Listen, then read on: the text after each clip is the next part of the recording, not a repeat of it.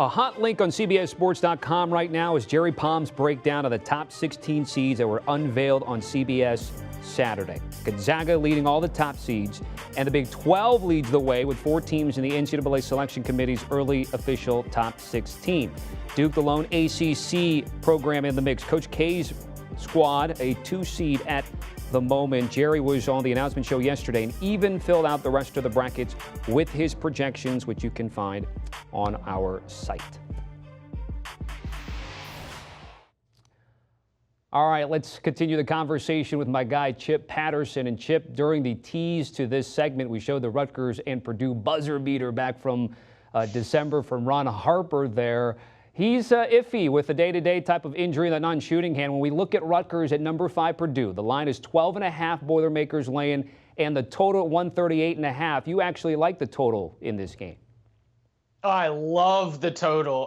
Purdue overs are just almost a principal play. Why? They are one of the best offenses in the entire country. The combination of Jaden Ivey going with Edey and Williams down low. They've got so many different ways to beat you. They absolutely fill it up. Also, the fatal flaw for Purdue in its losses and when it has had to struggle against Big Ten teams, it is on the defensive side. And so being able to get in there, Purdue, the over has cashed. It is a profitable play on the season, and especially here when you go up against these potential giant killers. And I will say that while Ron Harper Jr.'s status for the game, as we talk now, is questionable because of a hand injury, who did not play in that first win against Purdue for Rutgers? Geo Baker. So Geo Baker in the lineup. Ron Harper, a little bit questionable, but I do think that Baker would be able to provide some of the scoring that we would need from Rutgers in order to be able to get us to the over. But again, a lot of this is about Purdue. I love Purdue because of the way that they can fill it up, but the fact that they struggle to get stops against Big Ten opponents takes me right to the total and the overplay. All right, again, you like the total at Rutgers. They may not have the best resume, but they've got some really good wins, especially going up against ranked opponents this season. Of course, Purdue knows all too well what that is like, looking for a little revenge. All right, let's go to the Pac-12. Washington State's at number 17. USC, the Trojans laying 6, the total 132 and a hook. And once again, you're playing a total here. Yeah, I'm going to get on the other side of this total. I'm going to be going under. This is a USC team that's very interesting because they are awesome defensively, but really reliant on Boogie Ellis to make things happen offensively. And now that we've gotten to this stretch of the season, it has become something that other coaches in the Pac-12, other teams in the Pac-12 have found ways to be able to counteract. So the scoring gets a little bit down, but man, no one is scoring on this USC defense, and Washington State is bottom tier in the Pac-12 offensively, so Washington State's not going to do it either. USC is that kind of team that, because they're so strong defensively, you feel like anyone in the country they're going to be able to potentially knock off. However, when they go up against lesser opponents, it tends to be a little clunky. It tends to be a little bit lower scoring, which is why you see the small spread here. But I think the edge and the value is a play on the under.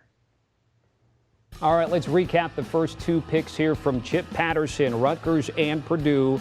We're playing the over 138.5, despite the spread, with the Boilermakers ranked 5th in the country, laying 12.5. And then in the second game of the Pac-12, Washington State and USC, again, play on the total this time. Chip likes the under at 132 and a hook. Chip, let's get to Michigan at number 15, Wisconsin, a game on CBS. The Badgers laying 2.5. 139.5 is the total. Could be dipping to 138 depending on where you're looking and when you're getting it. What's the play for you here? Michigan, let's go. We have an awesome advantage with Michigan in the styles, in the personnel, in the matchup. Wisconsin has struggled with big men. Kofi Coburn was able to absolutely eat. And while Wisconsin did beat Indiana, Trace Jackson Davis had a huge game. Whenever Wisconsin has gone up against some of the best big men in the entire country, they have not had the bodies to be able to keep up. Now, they do have a National Player of the Year candidate in Johnny Davis. And as we saw, again, referencing the Indiana game, when Johnny Davis puts the Badgers on his back, it's very, very difficult for anyone to beat him. But Hunter Dickinson is averaging more than 20 points per game against Big Ten opponents.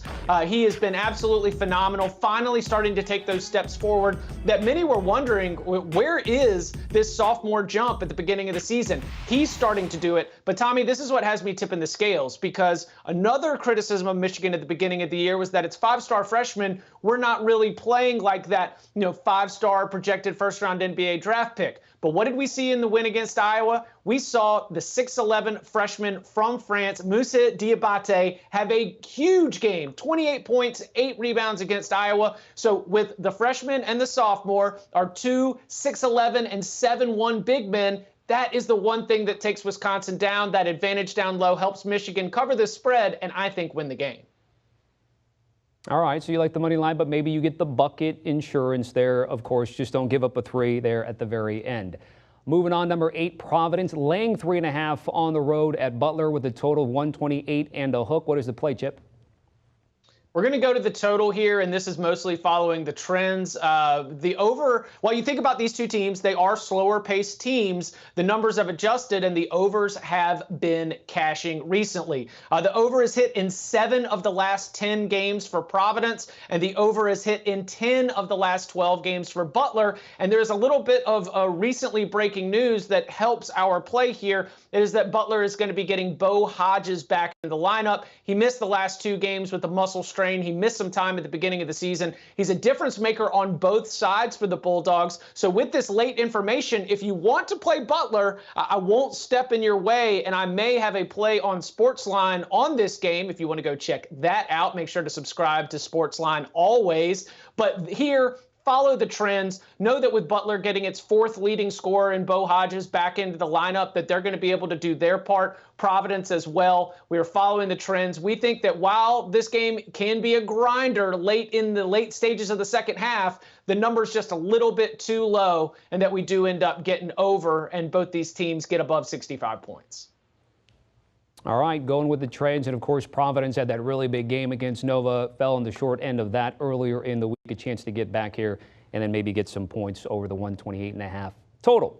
14, Houston, the Cougs laying 7 at Wichita State with a total 133.5, but we're not playing the total here, we're going to play the spread. Which way are we going? Houston, I'm not going to talk myself into a Wichita State team that has kind of let the rope go here in the last 3, 4, 5 games. The Shockers, after getting a claim to the regular season title last year, I think expectations were very high, and they just have really fallen short. Now, I do have some big picture concerns from Houston, and concerns that will grow stronger if Houston is unable to win on the road at Wichita State or even maybe cover the spread. The fact that while they have taken some serious injuries that have greatly changed this rotation and shortened this rotation, they've still been able to beat up on the worst teams in the American Athletic Conference. Then you've got the loss to SMU. Then you've got Memphis getting a win. We are starting to reevaluate where Houston sits, especially compared to other teams in the national scene. But I think that this is going to be a great opportunity for this Cougars lineup. Yes, it is a little bit shortened, but to really impose its will against a Wichita State team that has not been in good form recently. Our thanks to Chip Patterson, who's celebrating a Fiorentina 1-0 victory over Atalanta in Serie A on Paramount Plus. Chip, certainly appreciate it, my man. Let's recap. Listen, I was just going to say, Piatek came to Florence and found a renaissance. How about it? We got a striker. Lose Dusan, replace it mightily. Chip Patterson giving it down. All right, want to remind you about Michigan and Wisconsin on CBS. Here's Johnny, National Player of the Year candidate Johnny Davis, and Wisconsin hosting Michigan today. Do you want a sports network that delivers everything that matters about the game? The highlights, the picks, the instant analysis, no yelling, no fake debates, no politics. Hit the subscribe button and never miss a moment.